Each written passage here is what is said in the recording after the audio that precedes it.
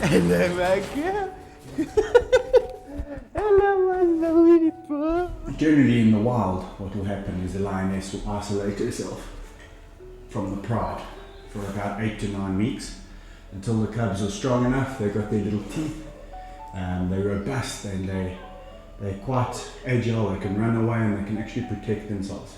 9 weeks later in the wild, we're basically going to be replicating what would happen. She would say, right, this is time, my cubs are strong enough, and I'm going to bring them back to the pride.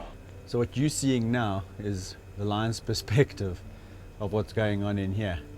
So as you can imagine, for 9 weeks, these guys have been looking in on these little cubs growing up and probably wondering to themselves, well, why are you in there and why are we out here? So I think it's time to release. Hey, my girl. Come. Come, Ishca. Come, Ishca. Come, my girl. Come. Come, my girlie. There we go. There we go.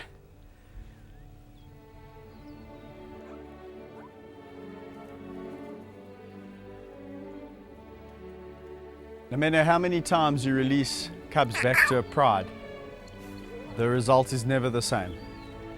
We've had instances where the lioness has come out with the cubs and the rest of the pride's just tucked into the cubs and the lioness because obviously she wasn't a really well-liked pride member.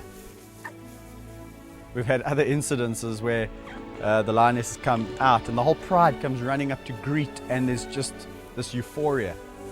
And then there's times like this when there's just nothing that happens.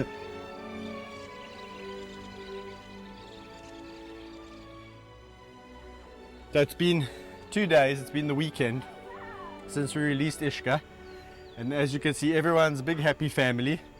Little cubs are full of attitude. They think they're big lions now, that they can wander out in the greater area. Mars is fantastic as usual. She's really settled well into the pride. They're such feisty little guys. Even the dad, I mean, the little guys give him a slap and he's like, whoa. So they've really fitted in well. They look healthy. We had a huge storm yesterday. They survived that.